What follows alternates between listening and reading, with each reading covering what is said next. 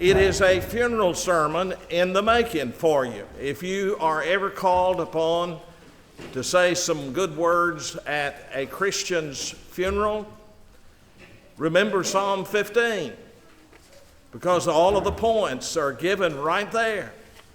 You may want to change them just a bit, but the outline is there. Psalm 15.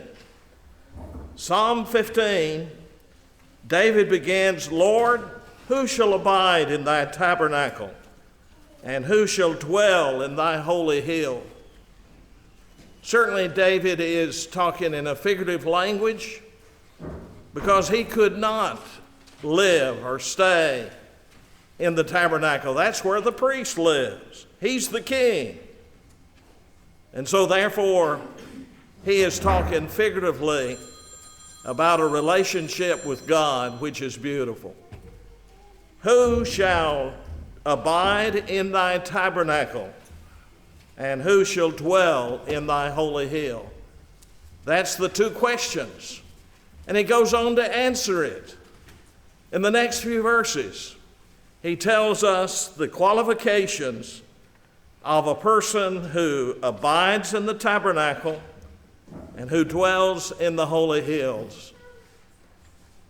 I remember taking Brother Johnny Ramsey to the airport.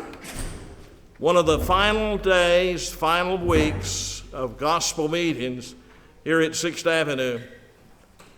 Brother Ramsey said, Brother Sides, why don't we go a little bit early on the way to the airport so we can stop by and chat with Brother Bob Duncan. I said, that'll be great. So we left an hour early so that these two good men could reminisce, and I would sit in the back of the office and just, I was thrilled to hear the stories that each of them said to the other. It was a matter of just 2 months till Brother Ramsey had gone home. And then it was about 6 months later that Bob Duncan went home as well. But it was a great thrill of mine to sit there. I didn't say a word. I just took it in.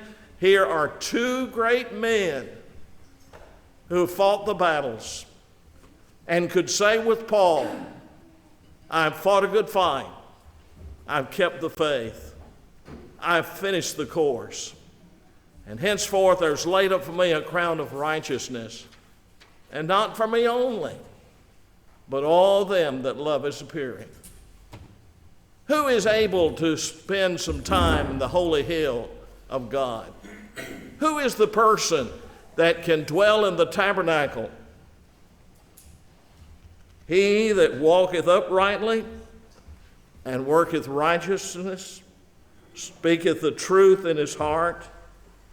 He that backbiteth not with his tongue, nor doeth evil to his neighbor, nor taketh up reproach against his neighbor, in whose eyes a vile person is condemned, but he honoreth them that feareth the Lord. He that sweareth to his own hurt and changes not. And then the most controversial part of this psalm is the next statement. He that putteth not out his money to usury. Somebody says, is God condemning us for loaning money and charging interest? No, not in the least. You know, if that was the attitude or the meaning of that particular phrase, then we've got a contradiction of the Bible. What did the 5-talent man do? He went out and put the money to use and gained 5 others. What did the 2-talented man do? He went out and used his 2 talents, and when he brought his 4, he had 1 less than the 5-talented man had in the very beginning.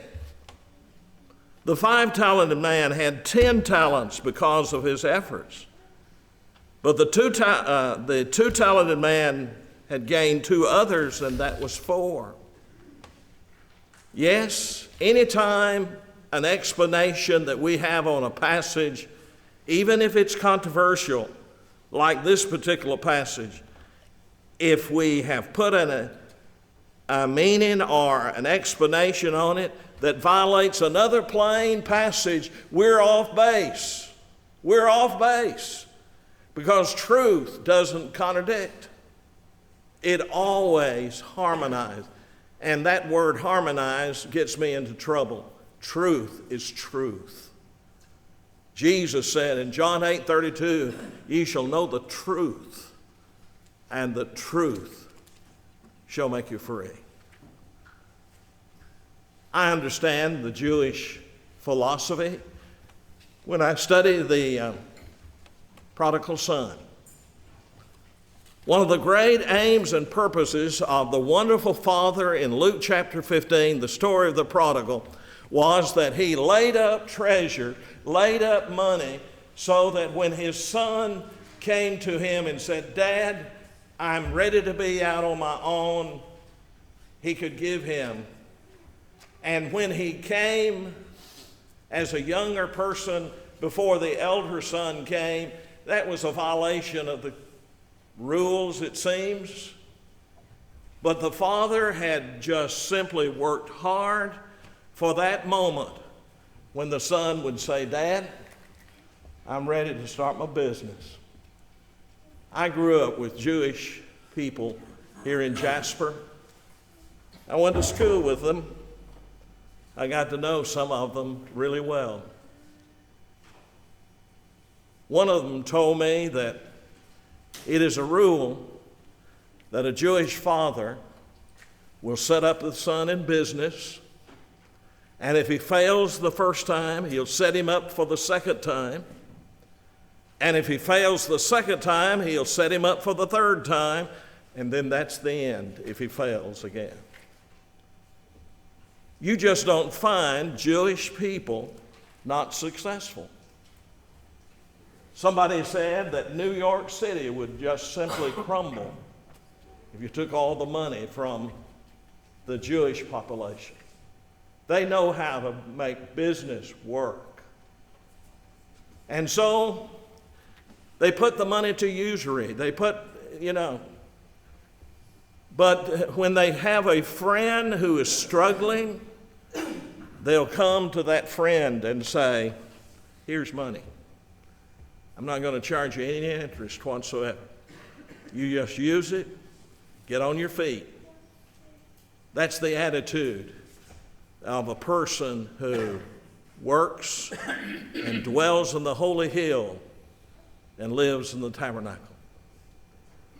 Person who is interested so much that he's willing to forgive, forget even, and he's willing to simply say, here, I want to see you in business. I want you to be successful. So this psalm talks about he that putteth not his money to usury, nor taketh reward against the innocent, and he that doeth these things shall never be moved. Isn't that a beautiful psalm?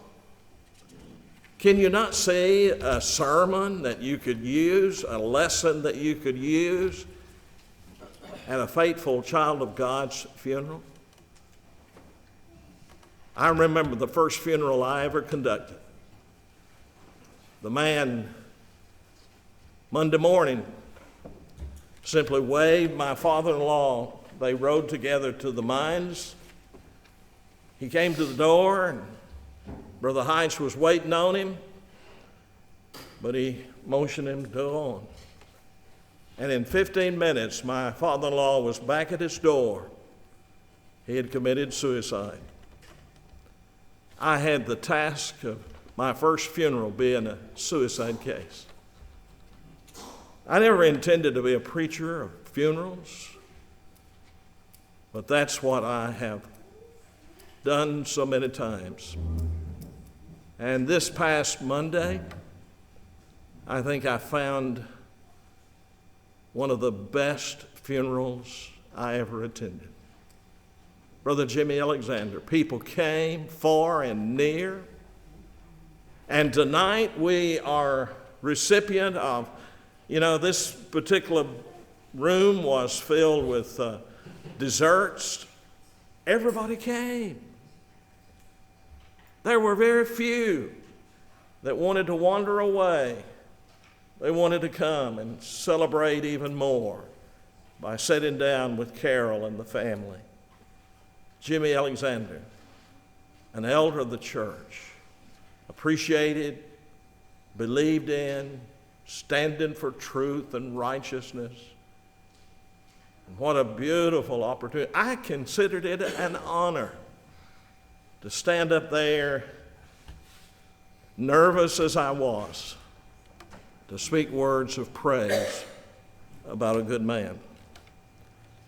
Psalm 15 is something that you can read, something that you can, points you can get for a faithful child of God.